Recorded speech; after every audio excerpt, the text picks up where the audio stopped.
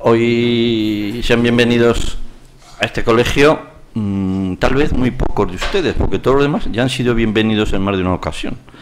O sea que debe haber pocos nuevos, porque lo que veo son muchas caras conocidas, y entonces a los que no conozco les doy la bienvenida. Algunos de ellos familiares del ponente, que como buenos familiares siempre vienen a apoyar lo que hace un miembro de la familia. Bien, vamos a tener lugar la segunda tertulia y actividad que hace este colegio en la Semana de la Ciencia, en la que ha participado desde el inicio. O sea, llevamos 14 años participando, siempre con eventos de cierta importancia que antes subvencionaban, pero ahora no subvencionan. Casi tienes que pagar por figurar aquí en el boletín este. Dentro de poco habrá que pagar. La semana pasada tuvimos una muy interesante y bastante novedosa, hecha por un especialista, porque el colegio siempre trata de traer a estas tertulias personas especializadas en el tema del que se habla. Es decir, yo siempre contacto con la persona que está haciendo esa investigación o que la ha hecho y que sabe de ello. No una persona que ha leído un artículo y dice, oye, te voy a dar una conferencia, y dice, no, esa vete a darla a otro evento, pero aquí no se permite nada más que gente muy especializada y además que sepan divulgar. La semana pasada fue un triunfo la divulgación que hizo Josefina Perles, una cristalógrafa química muy buena, y me consta, no he oído nunca a Miguel, pero me consta que también es un gran divulgador y un gran conocedor de lo que vamos a hablar. Miguel es doctor en el año 2005, es geólogo, es doctor por la Universidad Complutense, Premio Extraordinario Nacional de Licenciatura, Premio Extraordinario de Doctorado, Premio de Divulgación Científica del Campus de Excelencia Internacional de Moncloa en 2012 y 2014, y doble primer premio en el Concurso Internacional de Divulgación Ciencia en Acción 2014. Yo no sé si esto era Ciencia en Acción, no sé qué, me han dado un premio a mí esta mañana y no sé qué era una cosa de estas. Ahora que me llamaron que te han dado un premio, pues he ido a recogerlo, me han dado. Realizó su tesis doctoral sobre procesos de deterioro en rocas de construcción en el Instituto de Geociencias, Consejo Universidad Complutense, y ha desarrollado más de 4 años de su actividad investigadora fuera de España, incluyendo la Universidad de Queen's en Belfast, la Universidad de Oxford, la Universidad Técnica de Budapest, la Universidad Hashemita de Jordania, el Laboratorio Central de Pont de Chaussee en Nantes y la Universidad de Suez. Actualmente trabaja en el grupo de Petrología aplicada a la conservación del patrimonio del Instituto de Geociencias, del Consejo y UCM, del cual hay varios miembros aquí, investigadores aquí en la sala, y el grupo de análisis e intervención en el patrimonio arquitectónico de la Escuela Técnica Superior de Arquitectura de la Universidad Politécnica de Madrid, con un contrato del Programa Internacional de Captación de Talento del Campus de Excelencia Internacional de Moncloa. Después no sabemos qué pasa con esa captación de talentos en este país, pero bueno. Ha sido autor de más de 60 artículos científicos y 5 libros sobre alteración y meteorización de patrimonio arquitectónico y natural, además de inventor principal de una cámara climática para el estudio de la meteorización por insolación. No lo has probado ahí en el Templo de Devot, ¿no? ¿Todavía no? No, todavía no. Tenía que ser una cámara muy grande, pero bueno. Ha sido profesor en la Universidad Complutense, Politécnica de Madrid y Queen's de Belfast, y en 9 cursos de posgrado, en los que se incluyen cursos realizados en la Sociedad Científica Argentina y en la Universidad de Campeche, en México. También ha sido conferenciante invitado en la Sociedad Geológica de Hungría, Universidad Comenius de Bratislava y Universidad de Sergi Pontos y en el Ilustre Colegio Oficial de Geólogos. Miembro del Comité Científico de la revista Acta Geológica Eslovaca, es revisor habitual en varios de las principales revistas que publican en el área de deterioro de piedra y en materiales de construcción. Ha participado como experto internacional en la revisión de proyectos. También ha participado en 20 proyectos y contratos de investigación sobre el estado de conservación de edificios y restos arqueológicos, incluyendo edificios tan significativos como el Palacio Real de Madrid, la Catedral de Segovia, las ruinas romanas de Banasa en Marruecos, los materiales del Cairo y el sitio arqueológico de Petra. Con eso yo voy a dar paso ya a la tertulia. Ya sabéis que va a haber una exposición, inmediatamente después habrá una tertulia con preguntas-respuestas libremente. Y simplemente yo agradecer a Miguel su presencia aquí. Espero que sea también de su agrado este evento y que le pueda catapultar todavía más al prestigio que ya tiene y que en parte es reconocido, digo en parte, porque en este país el prestigio lo reconocen solo a mitades. Y quien tenía que reconocerlo mejor son los que a veces no lo reconocen. Bueno, Miguel, pues nada, es todo, ¿vale? Gracias, José Luis, y gracias al Colegio de Geólogos y a todos los asistentes y a los que están en Internet. Y bueno, pues como ha dicho José Luis, os voy a hablar, y que sabéis si venís a eso, sobre Petra, con este título que combina el conocimiento geológico y la conservación.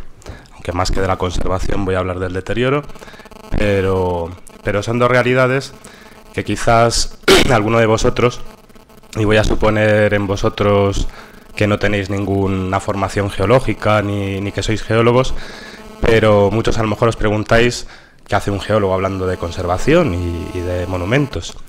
Y, por ejemplo, si leemos el libro que editó el Colegio de Geólogos sobre la profesión de geólogo, pues no es un tema que aparezca. Pero para empezar por el principio, me gustaría poner una imagen del libro de Principios de Geología de Charles Lyell, que es el libro fundacional de la geología como ciencia. Y la imagen de portada, pues podía haber sido un pliegue, una falla, algo así más eminentemente geológico. Y sin embargo, pues la imagen de portada del libro fundacional de la geología es un monumento, ¿no? El templo de Júpiter Serapis en Nápoles, que fue un elemento pues bastante importante para que Charles Lyell, en el capítulo 29 de este libro, pues considerara que las marcas de bioturbación que había de organismos litófagos en las columnas que vemos aquí, pues fueran una evidencia inequívoca de un cambio en el nivel del mar. Y eso, pues digamos, pues tiene toda una serie de connotaciones. Esto es una de las figuras que aparecen en el libro, pues relacionadas, pues eso, con el desarrollo de la geología como ciencia. Porque, bueno, pues la alteración, la meteorización, pues es una disciplina tradicional dentro de la geología. ¿Y qué es el deterioro? ¿Qué es la meteorización? Pues son todos los procesos físicos y químicos que conducen pues a la alteración de los materiales. Alteración que, como vemos en esta imagen, que es de los muros de la ciudadela de Gozo en Malta, pues pueden llegar a ser bastante evidentes y conspicuos. La mala noticia, podríamos decir, es que el deterioro es una realidad que es ubicua, la tenemos en todos los lugares y que en cierto modo es inevitable, porque es el resultado de la tendencia que los materiales pétreos, las rocas, tienen una vez que han salido de su ambiente de equilibrio, pues a acomodarse al nuevo equilibrio que supone pues el estar situados en un edificio o bueno, en un medio exógeno, externo. Por otro lado, pues gracias a estos procesos de meteorización, pues tenemos paisajes, tenemos variedad de paisajes que haciendo, digamos así, un guiño a lo que puede ser también el patrimonio natural. Así que la geología dentro del campo de la conservación del patrimonio pues tiene mucho que decir, tanto desde el punto de vista material, que quizás es el más obvio, la relación que existe entre los materiales y la actividad humana, que es al final lo que son los materiales de construcción, pero también incluyendo pues el medio natural. El medio natural, tanto en su interacción con los materiales, que es el proceso que llamamos meteorización, o deterioro cuando estamos hablando en el caso de una obra construida por el ser humano, pero luego también, y esto es algo que vamos a ver en esta charla, pues los riesgos geológicos, que podríamos decir de cierta manera, es decir, la interacción del medio natural con la actividad humana, pero luego también veremos la interacción de la actividad humana con el medio natural y cómo eso repercute en el deterioro de los materiales. Así, hablando del deterioro de los elementos patrimoniales, pues cada uno podría dividirlo en distintos aspectos, pero vamos a centrarnos, o lo voy a dar así como relacionado con estos tres aspectos: el aspecto científico, económico y cultural. El aspecto científico pues es un poco lo que hemos visto que hizo Lyell, es decir, utilizar un edificio o un elemento patrimonial como un laboratorio situado pues digamos, en el medio ambiente real de lo que son los procesos de meteorización, con la gran ventaja de que estamos hablando de una estructura que está datada, que fue construido en un cierto momento determinado y por tanto tenemos un afloramiento que sabemos desde cuándo es afloramiento. Esa es la idea pues que digamos inspiró a Lyell, pues sabiendo cuándo se había construido ese templo y dónde estaban las marcas y lo que había pasado, pues a esta idea del eustatismo.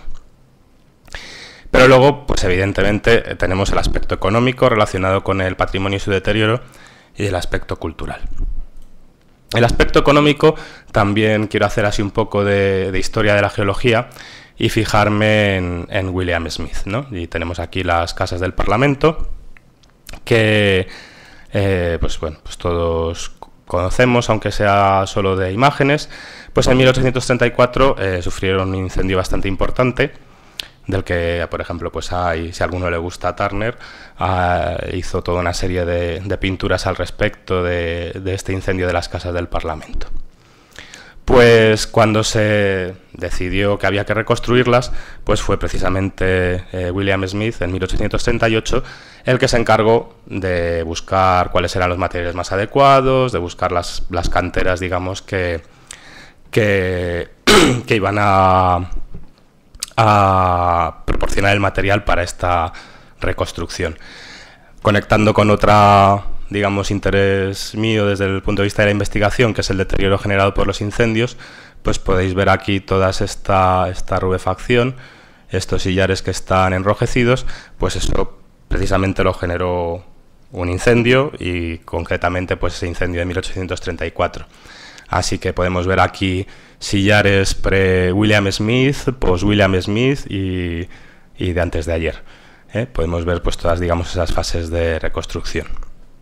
Como he dicho, no voy a suponer que sepáis quién es William Smith, aparte de alguno que pueda pensar que es el príncipe de Bel Air, pero no estoy hablando de ese.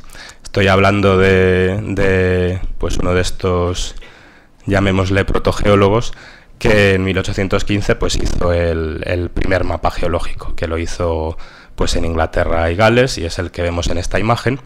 Y para los que les guste leer, hay un libro pues bastante interesante de Simon Winchester, que es el mapa que cambió el mundo, que es una historia pues novelada de cómo pues William Smith llegó a realizar este mapa.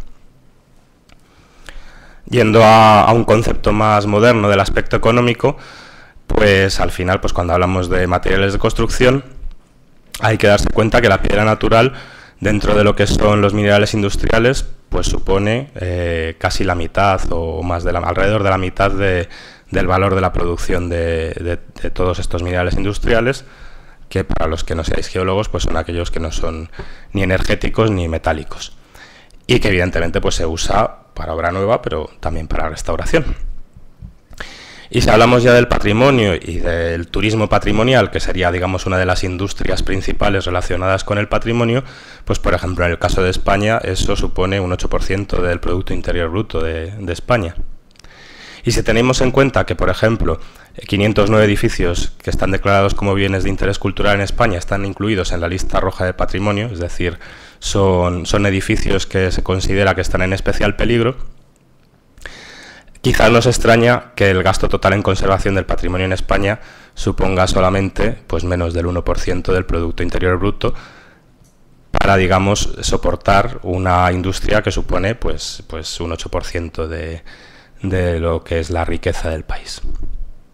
Y el aspecto cultural, y pongo esta imagen pues de un detalle escultórico de la Catedral de Burgos, vemos que realmente pues estos procesos de meteorización suponen una eliminación pues del valor artístico, escultórico, cultural en un sentido amplio que supone pues el que se haya construido en piedra determinado detalle o en general un edificio. Saliéndonos un poco de la piedra, pero me parece un caso, iba a decir bonito, pero en realidad un caso llamativo, que es de esta iglesia de madera, situada en un pueblo de Suecia, que no voy a pronunciar porque no sabría pronunciarlo bien, que es del siglo, ahí no ha salido el siglo, pero es del siglo XIV, y es un ejemplo bastante claro de lo que pasa pues cuando el patrimonio se destruye, ¿no? Esta imagen que hemos visto es lo único que queda de ese elemento patrimonial. Quizás en el caso de la piedra, además existe un poco la idea de la piedra, la eternidad, es un material durable, etcétera, etcétera. No es tan exagerado como esto, pero realmente también los edificios de piedra pues pueden acabar arruinados, como veíamos en esa foto al principio que ilustraba cuando hablaba de lo que es la meteorización, por la acción del medio ambiente y la acción humana. Perdón. Bueno, y con esto pues ya aterrizamos en el tema concreto que nos ocupa, que está relacionado porque, digamos, yo sé algo de Petra. Pues porque entre 2010 y 2012, en el seno del Grupo de Petrología Aplicada a la Conservación del Patrimonio, pues tuvimos un proyecto de la Agencia Española de Cooperación Internacional para el Desarrollo, que era sobre el estudio de las condiciones ambientales y establecer medidas de conservación preventiva en el sitio patrimonio mundial de Petra, en Jordania. Petra es una ciudad nabatea. Los nabateos son una cultura que se situó aproximadamente en Oriente Medio, y una cultura nómada, que es algo bastante curioso y dentro de algo que yo no voy a poder comentar mucho, pero es bastante curioso, que es, digamos, como una cultura nómada se dedicaba a construir tanto. Y que, digamos, su apogeo, la construcción de Petra pues fue, digamos, en el cambio de era entre el siglo I a.C. y el siglo I de nuestra era.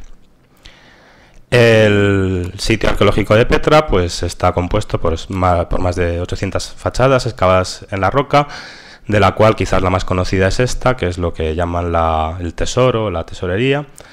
Y aparte pues hay miles de estructuras, tanto nabateas como romanas. Y una cosa, pues conectando con lo que es el patrimonio como recurso económico, pues es uno de los recursos económicos más importantes de Jordania, que supone aproximadamente estas cifras, pues ahora con todo lo que es el conflicto de Siria y todos los conflictos después de la primavera árabe, quizás habría que revisarla un poco, pero que rondan los 800.000 euros al mes de ingresos solamente de visitantes en Petra, sin contar todos los gastos que puedan tener asociados de compra de souvenirs, etcétera, etcétera. Petra existe desde antiguo, hemos visto, se abandonó en el siglo I de nuestra era, y por eso pongo ahí que, digamos, fue redescubierta, ¿no? La gente local pues sabía que existía Petra, pero bueno, como siempre somos un poco etnocentristas y parece que hasta que nosotros no estamos no se ha descubierto algo, pues bueno, fue en 1812 cuando un suizo la redescubrió, y luego una serie de personajes que se dedicaron pues a editar láminas e imágenes de este lugar, pues en los años 20 y 30 del siglo XIX pues popularizaron Petra en el mundo occidental, además pues con esta imagen un poco bucólica y con los bereberes por ahí, los beduinos, y algo así bastante romántico y muy adecuado pues a lo que era la moda en el siglo XIX. Y bueno, pues este camino sigue hasta 1985, en el cual el sitio arqueológico de Petra es declarado Patrimonio de la Humanidad, y pues un hito también de su popularización pues es cuando 4 años después, en 1989, pues se convierte en escenario importante de una película de Indiana Jones. Pues bueno, emulando un poco a Indiana Jones, nos fuimos a Jordania y bueno, pues podemos ver que Petra está hacia el sur de Jordania, y bueno, pues ahí llegamos. Ahí está más o menos como a 4 horas de Amán en coche, en un viaje cargado de peligros y obstáculos, ya que allí los camellos van danzando como si fueran cabras, y para hacer cualquier cosa hay que tomarse 5 tés, lo que retrasa bastante las cosas. Pues uno llega a un sitio que tiene bastante poco encanto, que es Wadi Musa, ¿no? Que es digamos, el poblado que está al lado de lo que es el sitio arqueológico de Petra. Wadi Musa, bueno, Wadi es lo que luego ha desembocado en nuestros Guadalajara, Guadalhorce, Guadalquivir, significa valle, curso de agua, lugar por donde pasa el agua, y esto es una cosa a tener en cuenta luego. Y Musa es la manera de decir en árabe Moisés, o sea, es el valle de Moisés. De las cosas que tiene Wadi Musa así representativas, pues son Ain Musa, que es uno de los manantiales que se supone que Moisés generó dando con su vara en las piedras a lo largo de lo que fue el camino de los israelitas desde Egipto hasta Israel. Y luego esta pequeña, iba a decir ermita, pero bueno, mezquita, que está ahí en la punta de esta roca de Jebel Harun, que sería la roca de Aarón, ¿no?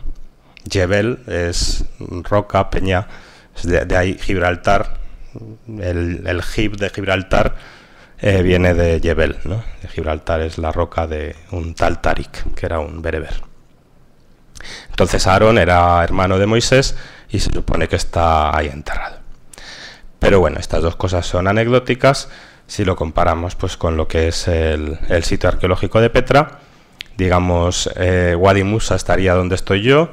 Ahí uno paga los 18 euros que creo que cuesta la entrada de un día, y va uno pues por este camino y se encuentra pues estas primeras estructuras que son lo que llaman los bloques Jin, y luego una serie de fachadas. Esta la pongo aquí curiosa pues porque tiene un cierto desplazamiento sísmico y llega, digamos, a lo que es la entrada, digamos, propiamente dicha a la experiencia turística de Petra, que es lo que llaman el SIC, que es un desfiladero que veis que tiene bastante magnitud, y uno pues anda por ahí unos 2 o 3 kilómetros hasta que divisa la fachada que hemos visto antes, la fachada del Tesoro, que digamos es la primera gran fachada que el visitante ve, y muchos de los visitantes, sobre todo los visitantes locales, también la última que ven, porque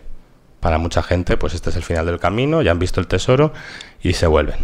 Pero si aquí llegamos y giramos a la derecha, vemos toda una serie de fachadas, digamos, bastante menos atractivas, pero luego pues también vemos un teatro romano, y luego llegamos a una parte en la que el valle se abre y vemos todo un conjunto de fachadas que va a ser importante en esta charla, y luego las veremos un poco más en detalle. Y podéis ver aquí una perspectiva general, pues digamos, de lo que sería ese camino a lo largo de un valle amplio. Y ya si uno es deportista y quiere subir los, no me acuerdo ahora el número, pero 800 o 1000, no sé cuántos escalones que hay, lo que veíamos antes de las tumbas reales, que os he dicho, está ahí abajo, pequeñito, pues os imagináis la subida que es esta, pues se llega al monasterio, ¿no?, que llaman, que sería, digamos, otra de las grandes fachadas icónicas y majestuosas en lo que se refiere a tamaño, y además bastante interesante desde el punto de vista de lo que es la arquitectura nabatea, porque mientras que la fachada del Tesoro tiene más mezclas de elementos romanos y griegos, pues se supone que la fachada del Tesoro es más puramente, digo, la fachada del monasterio es más puramente nabatea. Nosotros somos como una plaga, ¿no? Y hasta, no sé si lo leéis bien, lo de tienda de la Española. Por esta dirección, María, la tienda de la Española por aquí. Vemos que hasta en lugares más remotos de Petra podemos encontrar negocios españoles.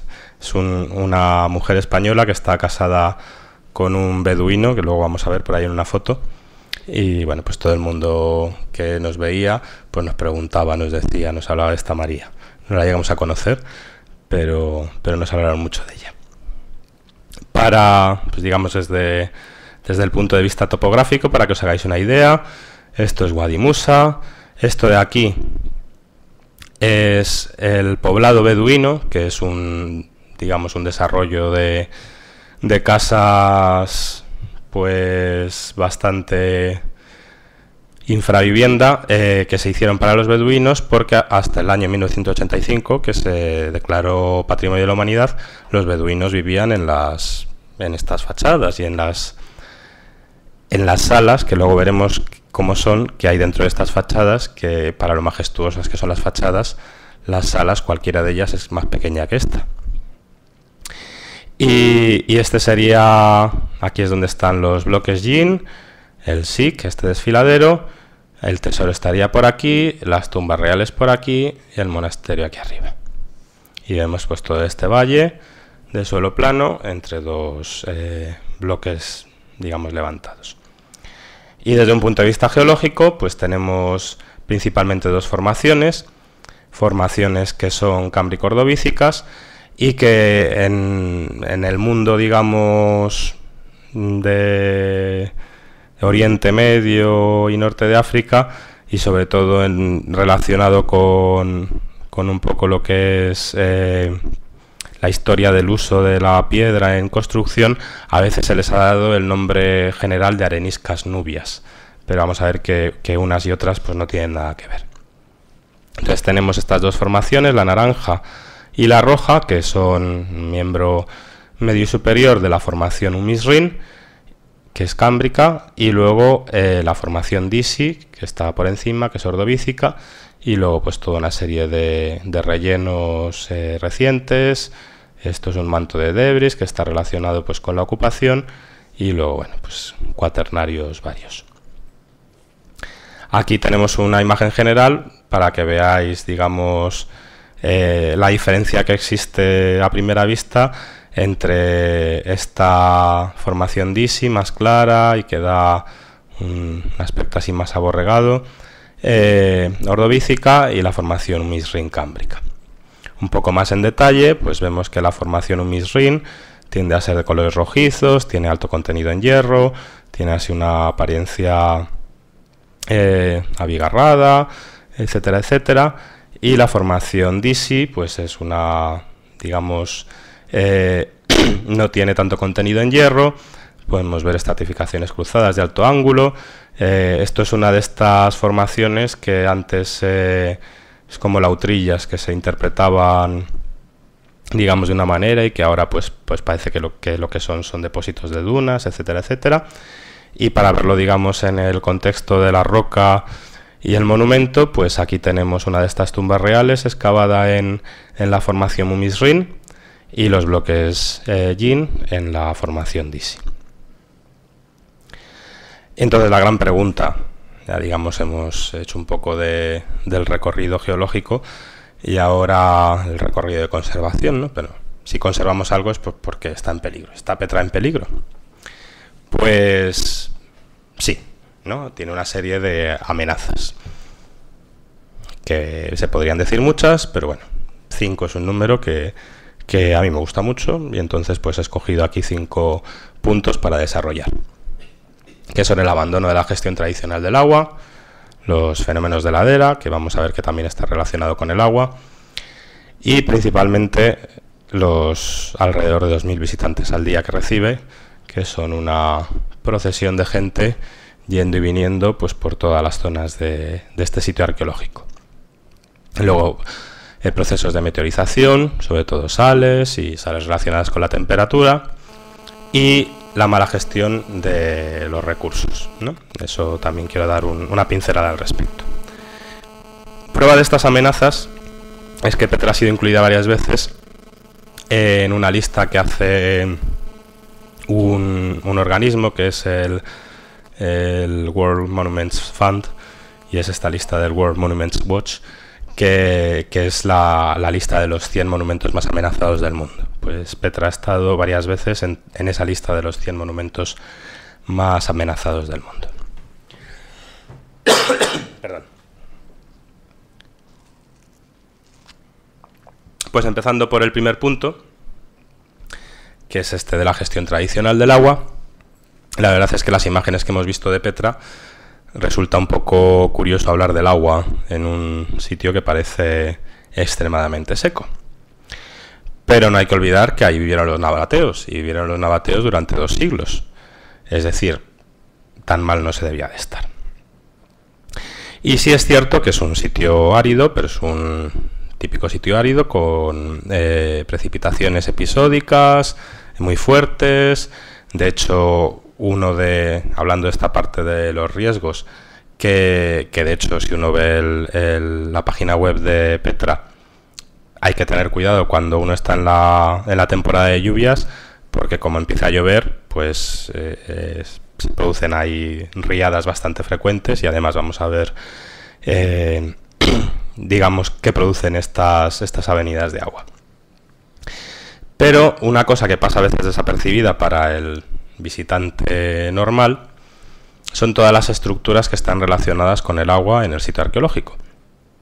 Desde la entrada al SIC, donde vemos estas galerías subterráneas y todos unos canales, que esto se pasa por encima de un puentecillo, el SIC estaría aquí a la izquierda, hasta todos estos canales que están a lo largo del SIC, canales que hay, digamos, pues por todo el sitio arqueológico,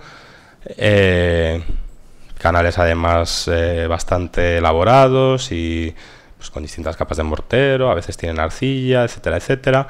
Algunos canales de estos son bastante impresionantes, y este es el marido de la Española. Y todos unos aljibes, es decir, hay toda una estructura de almacenamiento de agua y de reconducción del agua. Algunos de estos aljibes todavía mantienen su función. Aquí vemos y son bastante grandes, vemos una botellita de agua, desgraciadamente. Pues, una de las cosas que luego veremos es que Petra está bastante sucio, para que tengáis la escala. Y todo esto viene del hecho de que en este secarral, básicamente, pues muchas de las cosas y de los restos arqueológicos que se ven están relacionados, por ejemplo, pues con la producción de vino, con la producción de aceite, etcétera, etcétera. Algo que, viendo esto, pues uno diría, ¿cómo hacían esto? Bueno, pues los nabateos eran unas personas muy listas, y lo que hacían era aprovechar todo, digamos, ese régimen de lluvias episódico y digamos un poco catastrófico, pues con todo este sistema de canales y aljibes, pues diseñaron la manera de aprovecharlo y de canalizarlo, de que no fuera algo que, digamos, un riesgo para ellos, y luego pues el generar en toda esta zona de aquí y en otras zonas pues que no vemos, llanuras de inundación artificiales, y luego pues con estos aljibes, que muchas veces son aljibes colgados para permitir que el agua pudiera bajar al valle, pues poder generar pues toda una actividad agraria, ya digo, relacionada principalmente pues con lo que son la agricultura mediterránea y mediterránea antigua por excelencia, como puede ser pues el vino, el aceite, entre otros, y cereales. Relacionado con esta, digamos, precipitaciones episódicas y bastante violentas, pues existen fenómenos de ladera. Vemos que en algunas fachadas pues faltan fragmentos bastante importantes, o tenemos ahí fracturas que pues, están provocadas por caída de bloques, y luego bueno, pues vemos que en casi todos los cañones secundarios pues hay depósitos generados pues por estas avenidas de agua y por estas ramblas, ¿no? Y aunque se mantienen o se intentan hacer algunas medidas ahora de contención, como veremos, como hemos medio visto, pero luego veremos un poco mejor, el abandono de todo ese sistema tradicional de gestión y de canalización del agua, todos estos canales nabateos, pues ya están ahí como un resto, pero han dejado de ser funcionales. Pues lo que hace es que precisamente la gestión de los cursos de agua en la actualidad pues sea bastante más complicada y lleve pues a medidas bastante, pues digamos, precarias, como puede ser esto que lo tienen que estar renovando cada poco tiempo, porque vemos que la magnitud de la caída de bloques pues es bastante importante.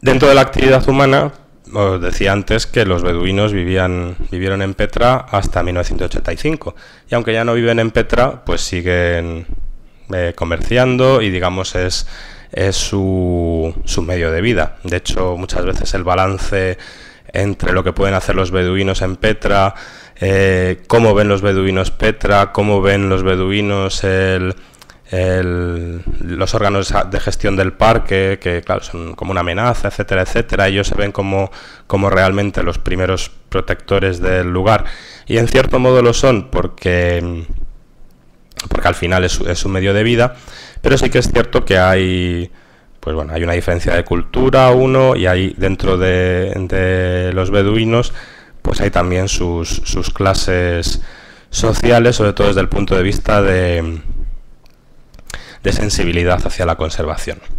Pues bueno, en estas cuevecitas y en las cámaras que tienen las fachadas en su interior, pues se utilizan de establos, se ve que se han realizado hogueras o se realizan hogueras comúnmente, y os he dicho que bueno, el fuego, eso para otra charla, para otro día, en otro momento, pues os hablaré de todo lo que genera el fuego en las rocas, pero vamos, pues todos estos cambios de color, como los que veíamos en las casas del Parlamento, estos ennegrecimientos, esta generación de sales, etcétera, etcétera, pues todo esto está relacionado con el fuego.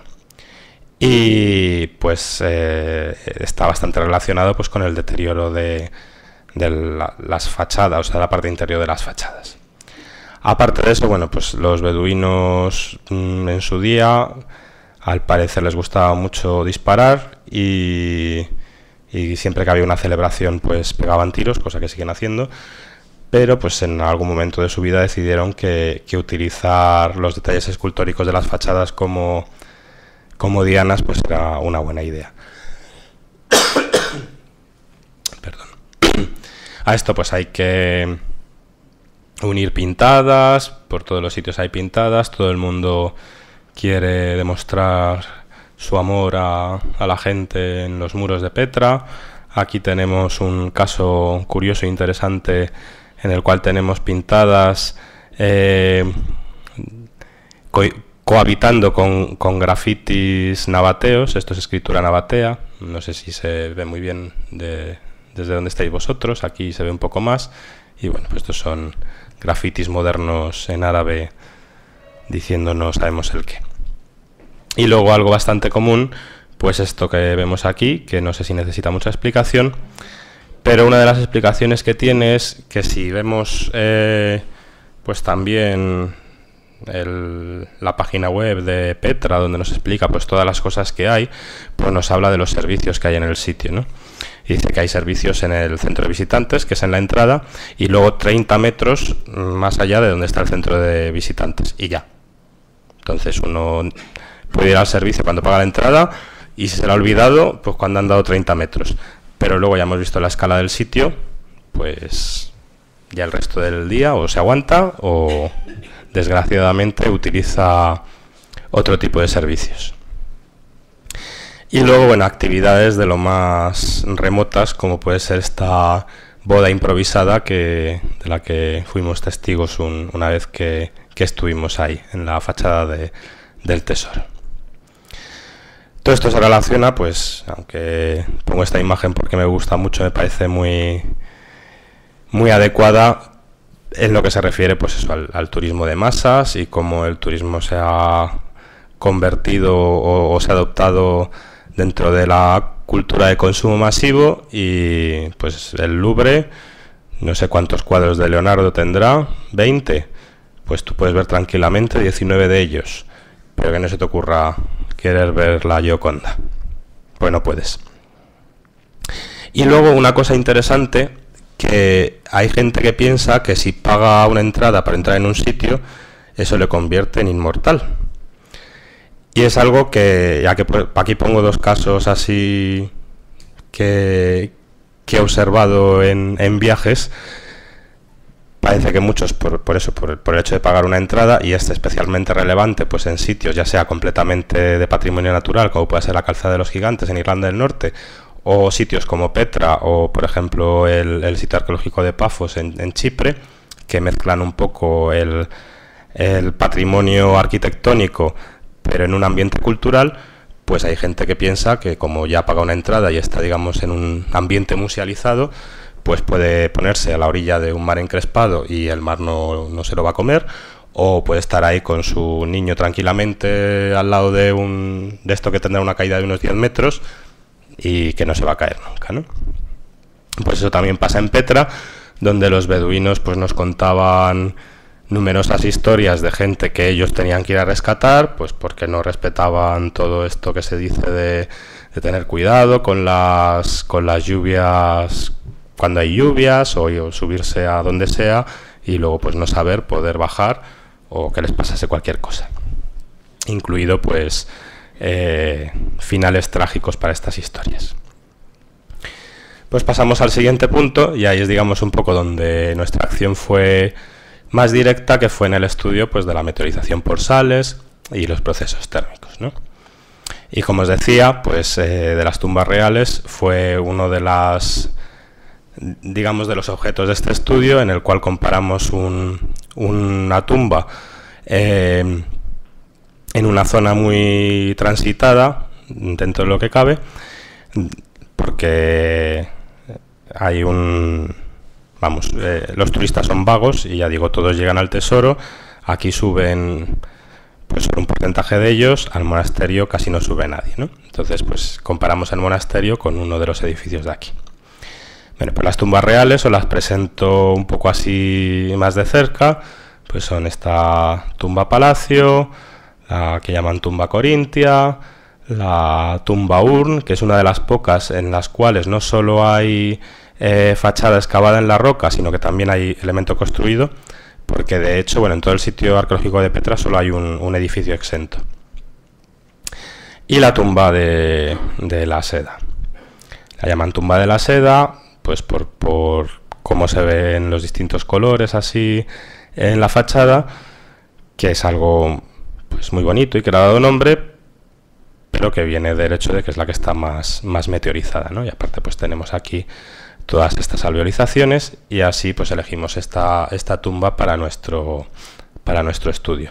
Aquí podéis ver a la gente para que os deis cuenta de la escala, y luego veréis cómo es la parte interior, que tendría unos 2 por 2 metros, no más, 3 por 3 como mucho. Y vemos pues que existen huellas muy claras de escorrentía, que en la parte de la tumba de la Seda pues es escorrentía superficial, es donde es más notable, y que está relacionada, y vamos para atrás a esta imagen general, con un canal que iría por encima de todas estas tumbas. No sabemos si los nabateos también pensaron en la conservación de sus edificios a la hora de diseñar esos canales y por dónde los diseñaban, pero el caso es que aparte de una gestión eficiente de los recursos hídricos pues para actividades agrarias o el consumo de agua, pues el caso es que también resultó pues en un método eficaz para la conservación de las fachadas mientras que existía ese sistema. Y en el momento pues que se echó a perder y esto ya no tuvo más mantenimiento, estamos hablando pues desde el siglo I hasta ahora, 19 siglos de falta de mantenimiento, pues es bastante tiempo. Y como os he dicho, por comparación con otra de las fachadas, otra vez fijaos en la gente, para ver la escala, aquí la cámara sería un poco mayor, sería como de unos 5 por 5 metros. En donde pues digamos hay muchos menos visitantes, y por tanto lo que queríamos ver era hasta qué punto el impacto, qué impacto tenía los visitantes y digamos la deambulación en la presencia de sales y en el tipo de sales que teníamos, ¿no? Porque os lo he adelantado, ¿no? Lo que tenemos pues es sales que florecen, que no florecen, que vemos que se disuelven, que vuelven a cristalizar. Y para los que no lo sepáis, pues bueno, pues las sales tienen el vicio de ser muy solubles y de generar mucha presión cuando cristalizan. De tal manera que en un muro en el que tenemos sales, pues cuando llueve y se moja, pues esas sales se disuelven, y cuando el muro se seca, pues esas sales cristalizan en algo parecido a como si intentamos ponernos ahora un jersey de cuando teníamos 10 años, que estalla. Pues es algo parecido a lo que pasa en los poros de las rocas cuando cristaliza la sal dentro, y debido pues a esa presión pues tenemos toda una serie de formas de deterioro que suponen la pérdida de material. Y como hemos visto antes, la pérdida de material supone una pérdida de detalle, supone una pérdida del valor cultural del bien patrimonial que sea, y si hay una pérdida del valor cultural, pues también hay una pérdida del valor económico, etcétera, etcétera. Toda una serie de pérdidas que se suman unas a las otras. Y tenemos aquí más morfologías de deterioro, en este caso pues desplacado, relacionados pues con la presencia de sales.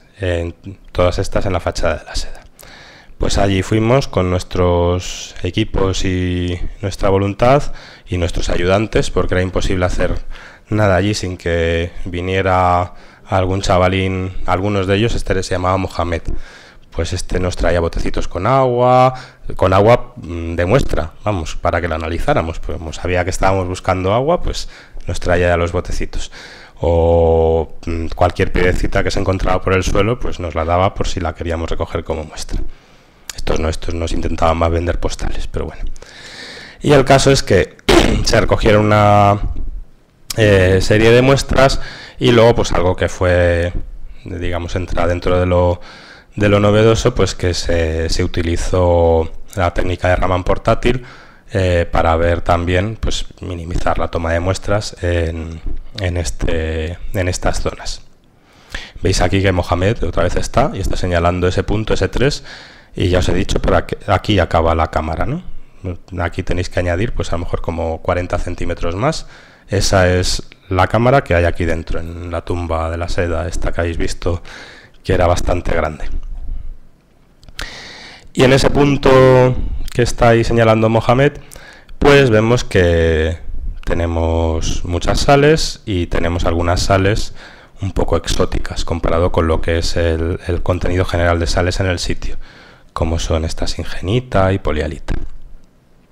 Porque si miramos a las sales que tenían todas las muestras, y todo esto confirmado pues con los análisis de Raman y en más puntos, etcétera, etcétera, pues vemos que concretamente en la parte interior, y ya habéis visto más o menos que a una altura un poco entre medias de donde llega una hoguera y un orín un poco alto, pues es donde tenemos más sales. Frente a lo que es la, digamos, tendencia general, en la cual pues en casi todas hay halita, pues algo de níter, es un nitrato de potasio. Si tenemos nitratos, pues ya tenemos que pensar en actividad orgánica, y bueno, en menor ocasión pues yeso, algo de cloruro potásico. Y por comparación, en el monasterio pues solamente había halita y yeso, y alguna vez algo de silvita y níter, pero muy localizados, y también en zonas un poco de mayor trasiego.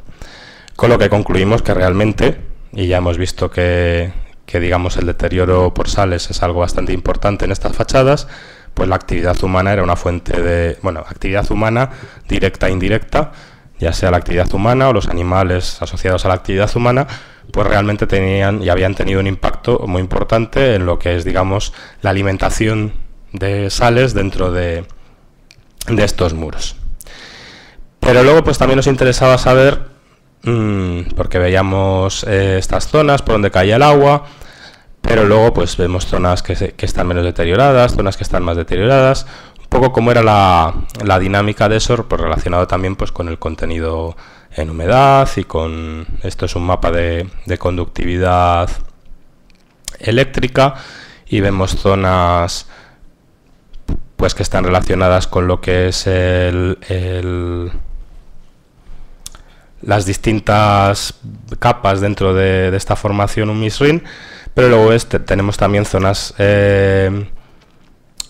digamos con una componente vertical que no están necesariamente asociadas a la zona que está más deteriorada. De hecho, lo que veíamos era que las zonas menos deterioradas eran las más húmedas y las zonas más deterioradas eran las que tenían mayor contenido en sales. De tal manera que es eso que aquí os he dicho, que lo otro era un mapa de resistividad, esto es un mapa de resistividad también de una de estas zonas de escorrentía vertical. Y aquí un poco este mapa de capacitancia, las zonas azules nos estarían hablando de zonas que tienen más sales, y las zonas rojas, zonas que tienen menos sales. En el de resistividad, las zonas azules nos estarían hablando de zonas más húmedas en principio, y las rojas de zonas menos húmedas. Así que vemos que hay pues algo que es bastante lógico: donde hay más agua, pues las sales están en disolución y hay menos depósito de sales. Y vemos que que en las zonas con menor contenido de humedad, el total de sales, sobre todo en la superficie, es muchísimo mayor que en el resto de zonas. De tal manera que pues establecimos cómo era así, digamos, el mecanismo de deterioro relacionado con esta escorrentía vertical, y un poco lo que a priori parecía pensar que la zona más deteriorada era donde iba a haber más escorrentía, pues al final realmente no es así, porque lo que tenemos es que las zonas donde existe una escorrentía directa pues son las zonas menos deterioradas, pero claro, es ahí donde se lavan las sales, y las sales se van a algún lado, y ese lado es en las zonas entre regueros de escorrentía, y es donde se genera preferentemente la alveolización. De tal manera que por aquí pues pasaría un reguero proveniente de ese canal, y en las zonas adyacentes pues vemos que se ha perdido material pues a razón de 2-3 centímetros desde la superficie. Os hablaba también del deterioro térmico, y aunque el deterioro térmico per se es un poco una idealización, porque si realmente el deterioro térmico generado por la insolación tuviera pues una incidencia muy grande, pues no quedaría nada en pie, ni nabateo, ni romano, ni nada. Pero eso nos sirvió, a partir de tratamiento de imágenes de infrarrojos, pues ver que sí que existía ese componente relacionado pues con las distintas capas o zonas dentro de estas formaciones, en las cuales pues algunas acumulaban preferencialmente la humedad. Y luego pues también vimos que dentro de esta fachada pues había dos mundos diferentes: un mundo en el cual las oscilaciones térmicas eran mayores, entonces la evaporación y cristalización de sales va a ser más frecuente, y van a ser más comunes pues estos procesos de haloclastia, es decir, de rotura producida por las sales, y en otras zonas pues tendríamos hipotéticamente solo procesos relacionados con la temperatura. Y ya el quinto punto sería la gestión de recursos. Aquí solamente pongo esta imagen, que podríamos decir que bien, la tumba de la seda con un andamio, que majos, nos han puesto un andamio para subir, pero el caso es que no.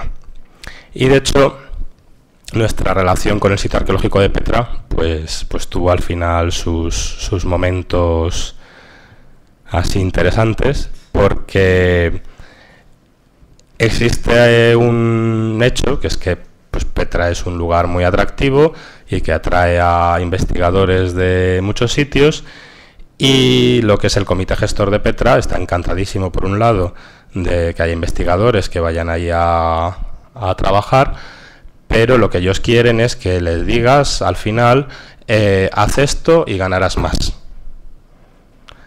Y si no es así, no les gusta demasiado.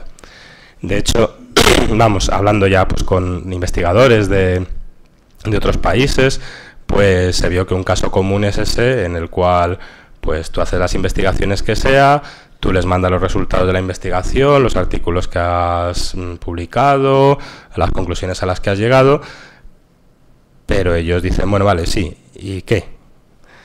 Porque realmente a veces sí que se percibe una mentalidad de que el investigador extranjero tiene que venir a dejar dinero. Y si no deja dinero, si deja solo conocimiento, eso no vale para nada. De tal manera que esta imagen un poco la pongo, porque ahí estuvimos, pues bueno, desde 2010 hasta 2012.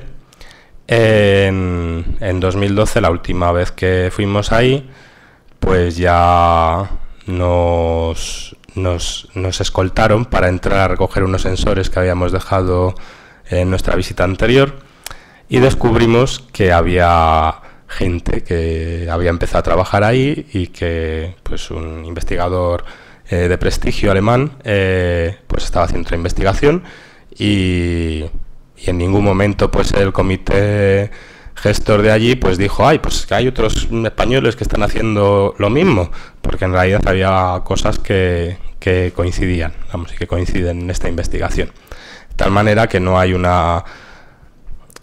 sinergias ahí entre los investigadores, sino que tanto desde el punto de vista de la arqueología, cada misión arqueológica va ahí y excava a su sitio, como desde el punto de vista del estudio de procesos de deterioro, etcétera, etcétera, pues un poco se ve que hay una gestión poco eficiente de los recursos humanos y económicos, sobre todo porque pues eso, Petra es un sitio muy icónico, es toda una serie de cosas desde el punto de vista cultural, pero vuelvo al principio, es uno de los recursos económicos más importantes de Jordania.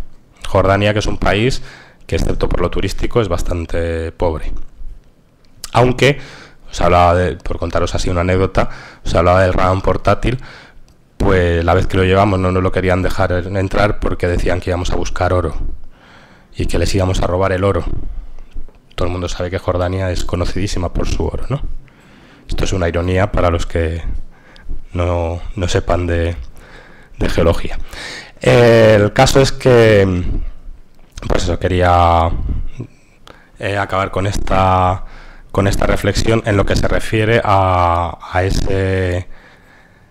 esa cantidad de riesgos o de amenazas que tiene el sitio arqueológico de Petra, porque muchas veces lo que se percibe es, pues eso, que es la gallina de los huevos de oro de Jordania, y que por explotarla, sobreexplotarla, pues pueden llegar a matarla. Y un poco así, para concluir, pues bueno, hemos visto eso, que la geología realmente tiene algo que decir a la hora de lo que es el mundo de la conservación del patrimonio, ¿no? Porque pues para entender y proteger el patrimonio, lo primero que hay que entender es que patrimonio es un concepto muy amplio y pluridisciplinar. Primero, el concepto de patrimonio es algo subjetivo. Lo que es patrimonio aquí puede en otro sitio no serlo, puede mañana no serlo. Muchas veces vemos que el patrimonio tiene colores políticos, que tiene tintes ideológicos. Patrimonio es un concepto que viene dado desde el valor que los individuos dan a cierta cosa, ya sea natural o sea cultural. Y luego también hay que entender que este es un recurso económico también, es decir, la etiqueta patrimonio es el reconocimiento de que algo es valioso, y si es valioso se puede cuantificar su valor, etcétera, etcétera. Es decir, tanto desde la sociología, la economía, como pues el arte, pues los valores estéticos, los valores culturales y los valores materiales, es decir, el patrimonio cultural como un conjunto de materiales situados en un ambiente, y ahí es, digamos, el terreno donde se mueve pues el geólogo aplicado a la conservación del patrimonio. Pues eso, está dentro de ese concepto amplio y pluridisciplinar que supone la palabra patrimonio, ¿no? Porque aunque los criterios de definición muchas veces, ya he dicho, son sociológicos, estéticos o culturales, pues luego los aspectos técnicos científicos, y muchos de ellos relacionados también con la educación y la divulgación, pues entran ya dentro más del campo de las ciencias. Y luego, y además ahora en España estamos viviendo un debate de actualidad al respecto, lo que es el equilibrio entre la exposición y, digamos, el derecho de la gente a disfrutar del patrimonio, etcétera, etcétera, con lo que es la conservación. y no me voy a pronunciar al respecto, pero luego, por ejemplo, si hay debate, pues es a lo mejor una cosa debatir, pues qué está pasando ahora mismo con Altamira, hacia dónde vamos, etcétera, etcétera.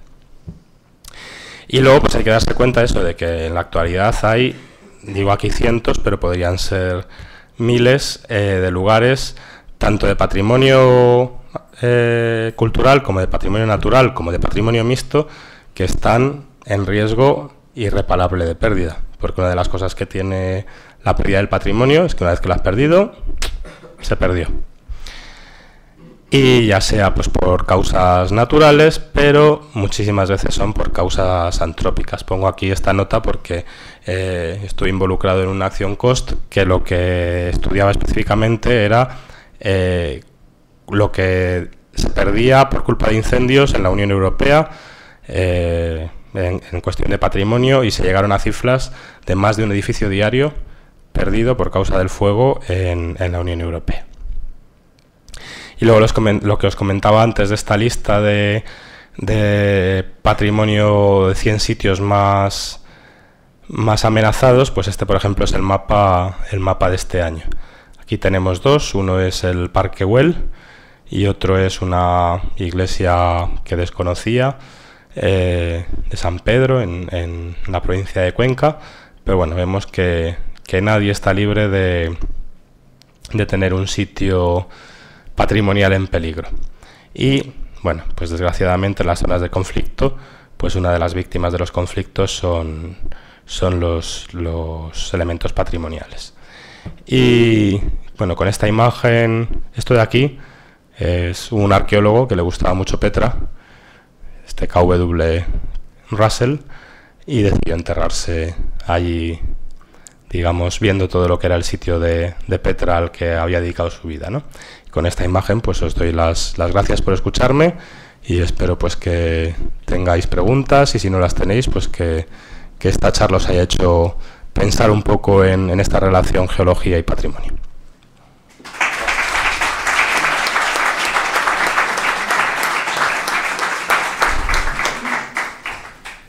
Muchas gracias, Miguel. Yo doy paso al público a que hagan comentarios, bien como asistentes que estuvieron en Petra, a los que han podido ir, y los que no han ido, pues que pregunten que si van a rebajar los 18 euros. ¿Cabe alguna posibilidad? Estamos igual. De recuperar esos canales, o que, ya que es un patrimonio de la humanidad, la UNESCO invierta en recuperar la gestión del agua, o al menos haga algo para que no se pierdan los canales. Posibilidad, toda. ¿Qué es lo que pasa? Que sería un coste ingente. Y sería algo para que, por ejemplo, pues todas las misiones de investigación, todos los fondos que se dieran a Petra, pues se dedicaran a esa obra exclusiva, y que varios países, varios organismos colaboraran todos en realizar esa obra, que duraría X años y que supondría tener andamios y que supondría que algunos de los sitios a lo mejor no se podrían visitar.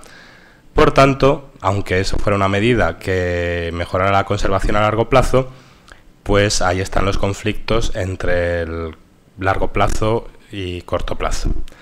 Porque, y ahí, digamos, me pongo un poco en el otro lado del partido, del mostrador, ¿no? Pues ahora mismo usted decide, ay, pues me voy a hacer un viaje por Jordania, qué bonito. Siempre he querido conocer Petra, y vas y no ves lo que quieres ver. Pues un poco de frustración entra, ¿no? Seguro que todos alguna vez hemos ido a algún sitio a intentar ver algo y estaba cerrado, estaba en obras, estaba restaurándose, etcétera, etcétera, e incluso teniendo una conciencia positiva al respecto, eso no te quita que digas, vaya. Pues entonces el equilibrio entre, digamos, lo que el país y el comité gestor del sitio quieren o querrían, vamos a ponernos en el caso hipotético, y lo que realmente se puede hacer, pues ahí ya entramos en campos que se salen de la ciencia para entrar en política, etcétera, etcétera. ¿Vence el turismo? Pues muchas veces sí, y de hecho pues en el caso de Altamira, uno de los argumentos que se esgrimen es que, claro, ¿cómo vas a ir ahí a ver una reproducción? Reproducción que, por otro lado, se ve mucho mejor que lo que puedas llegar a ver nunca en la cueva natural. Y aunque pues el valor catártico del patrimonio y el contacto con la obra real pueda ser algo, pero hay que reconocer que para el X% bastante alto de la población, pues no iba a aportar nada nuevo ver el original frente a la reproducción.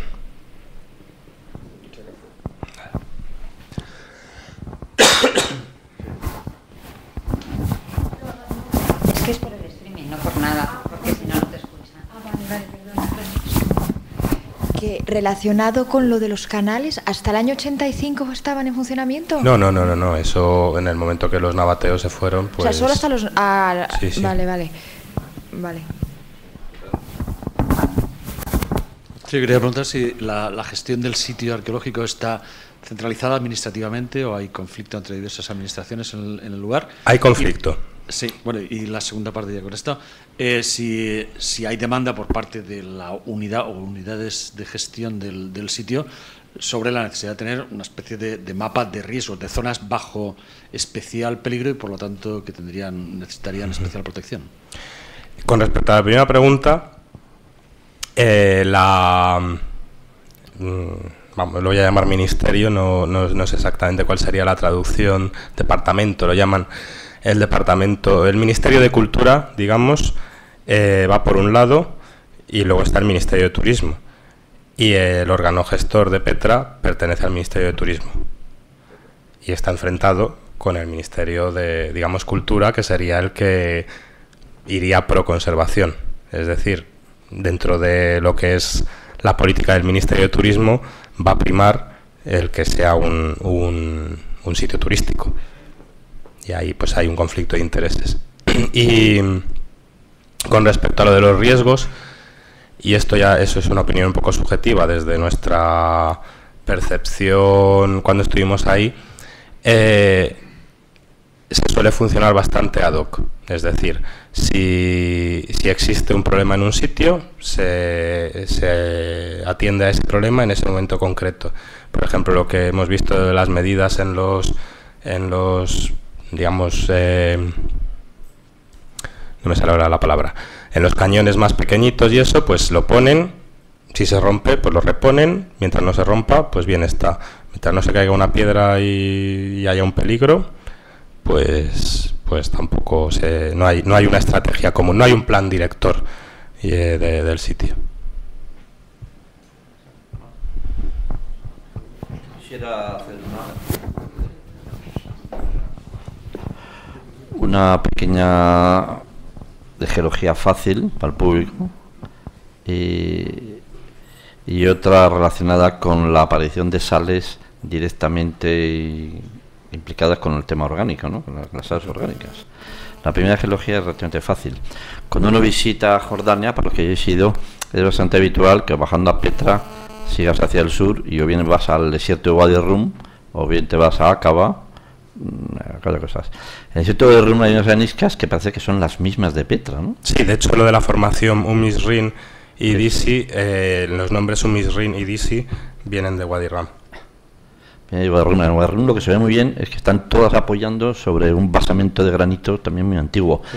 Yo en Petra, en la parte que se visita de Petra, ahí no se ve el granito, pero llega a aflorar el granito. No, cerca no. Más hacia abajo, hacia el Mar Muerto, hacia el Jordano. Así, aflora hacia Wadi Rum. Pero vamos, que no, dentro de lo que es el ámbito de Petra y no se ve inmediatos alrededores no aflora. Ya, pero es que hay más estratigrafía, vamos, está el granito debajo. Sí, está debajo. De dunas, supuestas dunas, es impresionante lo de las dunas, ¿no? Impresionante, ¿no? Y la orgánica sería la siguiente: si eso está producido, porque así como en el monasterio, los datos que dabais analíticos, prácticamente está la alita y el yeso, que digamos que es lo más natural. La otra parte orgánica no se ha pensado a lo mejor intentar disminuir la base de que no haya tanto caballo, tanto burro que se ve por ahí continuamente, ¿no? Y tanta gente. No sé cómo de seriamente se haya pensado, pero vamos, ya digo, por ejemplo, una cosa muy sencillita sería hacer servicios por todo el sitio. Y eso no De hecho, hay unas cabinas de estas de servicios portátiles justo debajo de las tumbas reales, pero no funcionan ni tienen agua. Y entonces los construyeron, eso también lo contaba un beduino, los construyeron con una subvención o lo que fuera que tenían y esto es un poco lo construyeron a la española, ¿no? Construyeron y bueno, pues no funciona. Eso sería una medida. Lo de los animales, claro, ahí entras en conflicto también con los beduinos y con también el turista que se quiere montar a camello y todas esas cosas. No es muy viable, yo creo, porque además eso, o sea, parte de la pervivencia del sitio arqueológico y parte de la experiencia del sitio arqueológico, pues es vamos, de hecho, yo podría decir o se me ocurriría decir que la industria de ligar con un beduino es casi una industria paralela a la visita del sitio. Ahí, o sea, los beduinos son muy zalameros, pues muchos occidentales les gusta ligarse al beduino. Lo contrario es bastante más difícil. Pero es eso, claro, al monasterio mucha gente sube andando, pero mucha gente sube en burro. Y si quita los burros, seguro que alguno protestaría, algún turista diría, es que aquí tiene que haber alguna manera de subir. Yo pedí un teleférico, por eso no subí, pero bueno, esto es Carlos. Un poco en la línea de lo que decías de Altamira, en el caso de Altamira había hecho un estudio de sí, bastante detallado sobre los daños que producían, sobre los daños que iban a producir si seguían realizando las visitas al mismo ritmo que había, ¿no? Y entonces ahora parece ser que se encargan otros nuevos estudios cuando en realidad ya tenías demostrado la influencia negativa que hay. En vuestro caso también estáis analizando en Petra y después parece que vienen los alemanes, que suelen ser ellos los que vienen después y tal. ¿Hasta qué punto crees tú que luego los políticos usan el que tengan diferentes informes para dar publicidad al tipo de informes que les gustan sus resultados? Por supuesto. Como Altamira, ¿no? O sea, eso yo creo que en cualquier faceta humana, social, vamos a decir, pensar que está politizada es una utopía y la conservación está politizada, la ciencia está politizada, es decir, porque en un momento, por ejemplo, los recursos de un país van a la investigación en X, en Y o en Z. Esos son criterios políticos, no son criterios... muchos de aquí somos geólogos, porque la geología es una ciencia que no ha despegado muchas veces o que no despega, pues por criterios políticos sociales, que he de decir que creo que son culpa de los propios geólogos, que no hemos quizás sabido demostrarle a la gente ya no solo la importancia, sino un poco inculcarles, y por eso pues todas estas actividades y la Semana de la Ciencia creo que son algo, vamos, totalmente instrumental para conseguir esto. Porque si los políticos no saben lo que es algo, si la sociedad no sabe lo que es algo, es que no... O sea, si el ministro o la ministra de Ciencia le dicen geología, y dice, sí, lo de las piedras, pues ¿qué recursos va a dedicar a eso? O sea, es decir, la política al final siempre es la que digamos, va a condicionar las decisiones a alto nivel. Entonces también es ahora hablo como científico, es nuestra labor como científicos informar bien y objetivamente al gestor, que luego hará lo que quiera, pero bueno, por lo menos que los datos que tenga sean lo más objetivos posibles y lo más informativos posibles para que el gestor tome una decisión informada. Pero la decisión de dónde van los dineros, eso suele ser, vamos, político total. Bueno,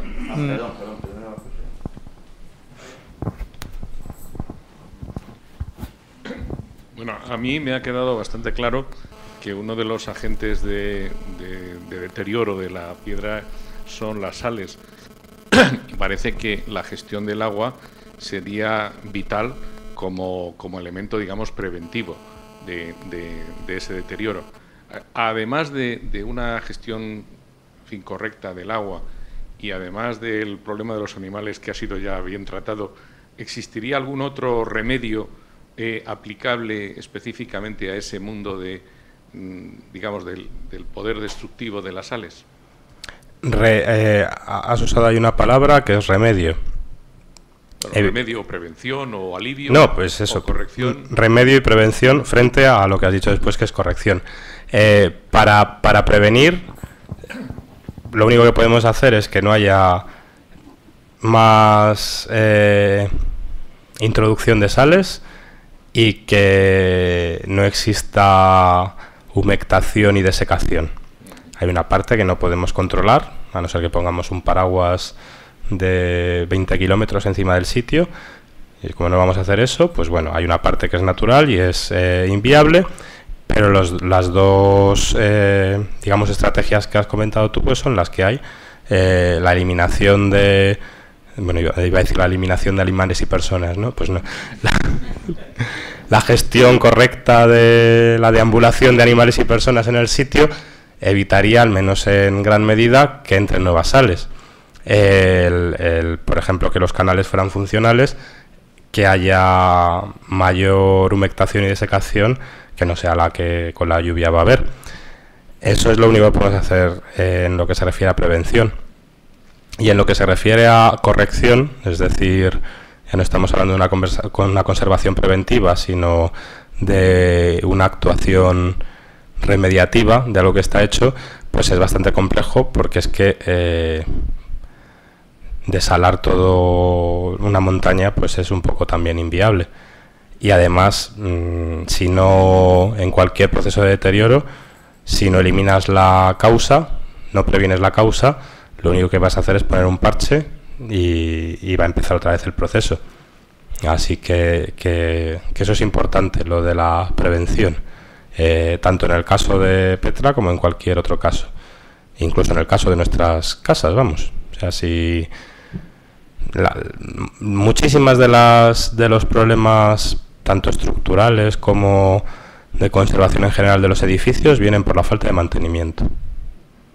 Si hubiera un correcto mantenimiento del patrimonio, vamos, adelantaríamos mucho, porque no habría que arreglar si ya prevenimos. Aquí en la sala hay arquitectos que conocen muy bien el tema, pero bueno, eso es otro debate.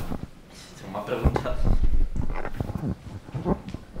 Bueno, lógicamente, estando donde estamos, tengo que decir, en primer lugar, que la razón de que los geólogos no seamos tan importantes en el planeta es porque somos muy pocos y porque el ciudadano corriente y moliente no lo necesita para nada. Un médico, un abogado, pues en tu vida alguno vas a ver, seguro. Pero un geólogo, así que nuestra importancia tiene mucho que ver con la escasa necesidad social, individual y personal que tiene la geología. Aunque luego, si entras en detalle, pues no es tan así, pero bueno. Como no es el tema de la charla, solo quería decirlo dado que estamos en el colegio, ¿no? Yo tengo varias preguntas. En primer lugar, dices, habéis analizado el contenido de sales. Entonces, aquí hay una serie de sales relacionadas, has dicho, con el ser humano o los animales, pero parece que dentro de los huecos, digamos que no creo yo que sea un problema de deterioro, es un problema de que hay sal. Bueno, el problema es cuando la sal está fuera, y esa sal no son las sales producidas por el ser humano, entiendo yo, sino las otras. La pregunta es, primera pregunta, ¿cuáles son las sales que más daño producen? Después has dicho que una de las maneras sería reutilizar el sistema que tenían los nabateos. Yo pienso que claro, que turismo no querrá hacer eso, pero a lo mejor es evidente que si había un canal por encima de las tumbas reales, ese canal, solo ese canal, ya resolvía tu problema de tu tumba de la seda, obviamente. Ese único canal, cuya reparación no son 1.000 millones de euros. Bueno, a lo mejor a precios de allí sí, pero porque lo subcontratan a Marruecos, no sé. Pero en principio parece una obra pequeña que podía resolver recirculando el agua, porque claro, está claro que los yesos, creo que son los yesos, y la sal están en las areniscas, en la masa de areniscas, siempre va a estar circulando. Y luego decíais, y esta era la otra pregunta, que bueno, el problema es que al haber sal, pasar el agua, humectarse, disolverse, y en el lateral, o sea que parece que la resolución de eso, sin mucho coste, sería evidentemente impedir el agua. No vas a poder quitarle la... no sé por qué eso es imposible de hacer para los jordanos, independientemente de ese conflicto de varias autoridades involucradas, ¿no? Entonces, primero, que creo que el daño no tiene nada que ver con por lo que he dicho, ni con la exposición al sol, habéis dicho, ni con el ser humano y sus animalitos, sino más bien con la roca que tiene yeso y que tiene sal. Y esto es lo que puede o está descascarillando aquello, ¿no? La conclusión es esa, ¿no? Y que la solución para resolverlo no parece horriblemente cara. Bueno, pregunto. Sí. Lo primero, un comentario, ya que estamos en el colegio. ¿Qué necesidad tiene una persona individual de un físico? Y sin embargo, sí que existe la conciencia general de que los físicos son unas personas muy importantes que hacen muchas cosas. Es decir, que yo no creo que esté tan relacionado con la necesidad individual de la sociedad de, digamos, utilizar un geólogo en su vida, sino de la comunicación entre el geólogo y la sociedad. Pero bueno, eso es una opinión. Del otro que has dicho, sí que es cierto que tanto las dos formaciones, UMIS-RIN y DISI, tienen cloruro sódico y tienen yeso en su sulfatos, pero vamos, concretamente yeso, en su composición. Y es verdad que eso es, digamos, el principal problema, y contra eso, digamos, poco se puede hacer. Pero sí que es cierto que no es solamente en lo que es el interior de la cámara donde se concentran las sales, sino que, por ejemplo, en lo que son las fachadas adyacentes a una cámara, pues existe evidentemente pues un movimiento de esas sales, y en el momento que tienes las sales dentro ya no sabes por dónde van a salir. Pero tienes toda la razón que hay, digamos, un contenido de partida de sales que no está relacionado con la actividad humana. Bien, pero si podemos reducir que existan más sales, pues mejor, sobre todo cuando la reducción no supone nada más que básicamente no utilizar el sitio como un servicio y no prender fuego y no... ¿Qué sales son las que más daño hacen? Bueno, eso, y perdona. Como estándar, los sulfatos frente a los cloruros, porque los cloruros tienden a fluorescer y por tanto pues una fluorescencia deja una mancha blanca, pero estructuralmente no es tan dañina, mientras que los sulfatos tienden a subfluorescer y por tanto son más dañinos. Con la salvedad de que en un ambiente como este, que se sobrecalienta la superficie, los cloruros pueden también cristalizar como subfluorescencias, o tienden a cristalizar como subfluorescencias. Y en este caso los cloruros son bastante más dañinos que los sulfatos, porque en general tienen una presión de cristalización más alta. Y creo que se me queda alguna cosa que me has preguntado, pero no me acuerdo. Lo del canal. Eso es algo que yo no te puedo contestar. Yo lo haría, o sea, yo creo que sí que habría que invertir tanto a corto plazo como a largo plazo, dentro de que yo no soy arquitecto y no sé si... ¿Qué distancia del canal hay que reparar? ¿Cuántos metros lineales de las tumbas? Pues unos 250, 300. ¿Nos lo hacemos nosotros mañana? Pues venga, pues... Es decir, eso es una canaleta. Se tuba la canaleta y ya está como el problema. Sí, pero vamos... No acabo de comprender que eso sea... Eso es una cosa que, por lo menos yo sé que 3 grupos de investigación se lo han dicho al comité gestor del parque a lo largo de los, diría, 10, 15 últimos años. Pero eso. No, pero es que yo creo que hay una cosa... Yo creo que hay una cosa que no se plantean también, y es que Petra, para mí, es algo más que monumentos en piedra, por lo que estamos oyendo, y por lo que uno va allí y lo ve, y él lo ha mostrado. Esto es un sistema hidráulico único. Entonces, si todo ese sistema hidráulico lo enseñas como tal, sistema hidráulico independientemente de la arquitectura, eso es una joya. Y eso es lo que no sabe vender. Y entonces, restaurar todo el sistema hidráulico, ponerle agua, en la medida en que sea posible, sacar el agua de allí, a correr por alguno de los canales que hay, sería todo un espectáculo. Y eso es lo que no lo hacen. No han pensado en el valor que puede tener eso. Sí, porque de hecho, has comentado Wadi Ram. Wadi Ram es espectacular y desde un punto de vista natural quizás es más espectacular que Petra, pero Petra, la verdad es que se podría, hombre, ahora sería difícil porque Wadi Rum también es patrimonio de la humanidad desde el punto de vista natural, pero casi se podría incluir a las dos en una misma denominación de patrimonio mixto, pero ya digo, al final los materiales que hay aquí son los materiales de Wadi Rum y un poco el tipo de paisaje y el tipo de... Solo que Wadi Rum pues tiene ergs y desiertos arenosos y todas esas cosas, y rodaron allí en Lawrence de Arabia, y entonces pues tiene más glamour en ciertos aspectos. No, eso sí es verdad, ¿no? Pero yo, como geólogo y como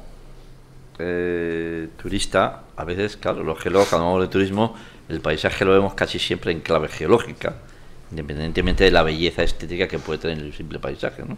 Entonces en Wadi Rum, a mí lo que me impresionó fue todo el basamento entero de granito totalmente destrozado, porque es un granito súper tectonizado, con diques y todo, pero es un espectáculo, ¿eh? Que tiene una superficie totalmente plana, arrasado totalmente, sobre el que están todas las dunas, todas las areniscas, todas estas, y eso no se ve todos los días en ningún sitio, ¿eh? O sea que hay algún elemento más que, explicado de manera muy divulgativa al visitante, porque te enseñan allí en Wadi Rum el de las 7 columnas se llama, ¿no? Me parece, la montaña de las 7 columnas que decían. No sé. Y eso se ve perfectamente allí, esta distancia, ¿eh? Pero en el coche puedes ir perfectamente, se ve la línea plana, horizontal del contacto, entre los granitos abajo destrozados y todas las areniscas todas encima. Eso no lo ves en ningún sitio. Además, una discordancia de esa que tiene más de 500 millones de años. O sea, es que eso no lo ves en cualquier sitio, ¿eh?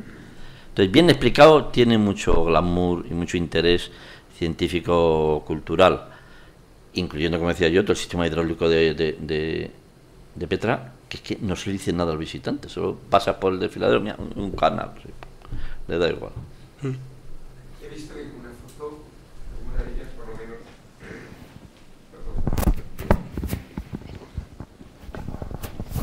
habían construido en uno de los canales, no sé, una especie de muros de piedra, y se comentaste algo así como de la gestión del agua, o por lo menos para prevenir que ese agua que iba a bajar en canal, y que, bueno, en nuestros edificios estamos tan acostumbrados a esos malditos canalones, y esto es una especie de canalón bien grande.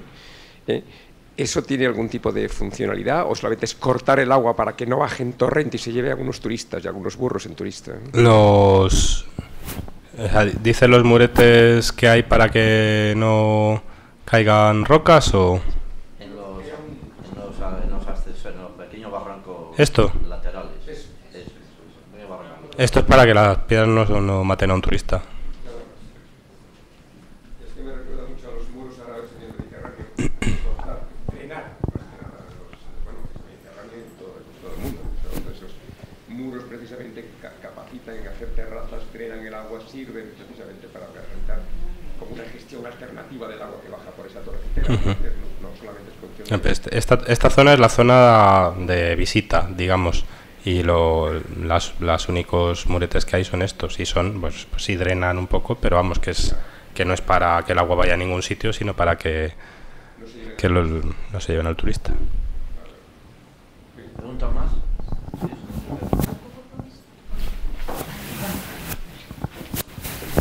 Siquiera un poco relacionado con esto, que si sabes, eso que decís que llueve mucho de repente y tal, de repente llueve, sí. De repente, ¿no? De repente llueve muchísimo, ¿no? No, que si había como estaciones un poco, temporadas que se cerraba el parque por peligro de desprendimientos o de riadas, porque claro, aquí con 2.000 personas dentro y tanta piedra y tanta, pues... No sé, se cierra... Puede ser un problema. Hay días que se cierra. Pues eso. Pero no estaciones que se cierra. Pero se cierra por tema de riadas y de lluvias. Sí. O sea, si hay amenaza de tormentas, no... Eso quería saber. No se abre, vamos. Ya. Y luego un comentario un poco relacionado, que tú lo has nombrado un poco así, de soslayo un poco, que es muy propio para este tipo de tertulias. Tal vez nosotros un poco más concienciados con el tema de la conservación en general, de las cosas, de los paisajes, de todo. A mí la verdad es que me da un poco de rabia cuando se pone al turista como, es que si no lo ve se queja.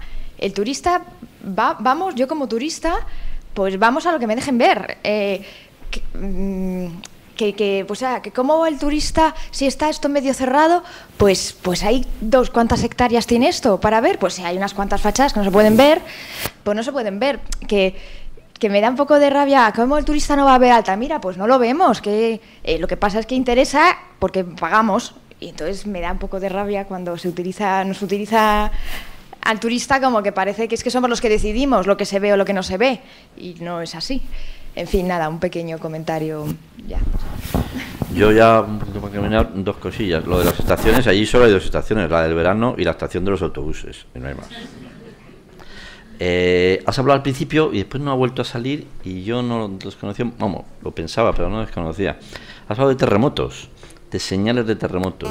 Allí cuando vas, hay laderas completas totalmente rajadas que no sé si es efecto de la sal, que no lo creo, o realmente si hay mucha sismicidad concretamente esa zona porque está muy cerca del límite de la placa arábiga. Sí, no, hay sismicidad, no es una zona súper activa actualmente, pero vamos, y cuando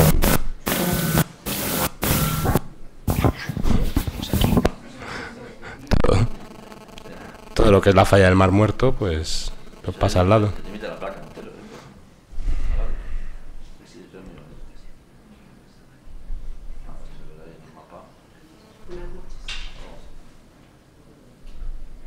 El mapita general, o sea, eso es el límite de la placa arábiga mediterránea. Está la falla del Mar Muerto, entonces pues bueno, vamos a verlo. El Mar Muerto es este. Pero todo esto, todo lo que es el eje del Jordán y todo eso es... Bueno, no sé si hay alguna pregunta más, pero yo simplemente agradeceros a todos su presencia y decirles que esta foto que está en el cartel, esa, que la ha puesto él, obtuvo un premio de fotografía, que supongo que el autor es él, ¿no? Eres tú. Y obtuvo un premio de fotografía. No lo incluye en el currículum, pero la verdad es que la foto es ya bonita. Muchas gracias a todos y si quieren, la semana que viene, cambiamos de tercio, no estamos en Semana de Ciencia ya, pero es un tema también muy interesante.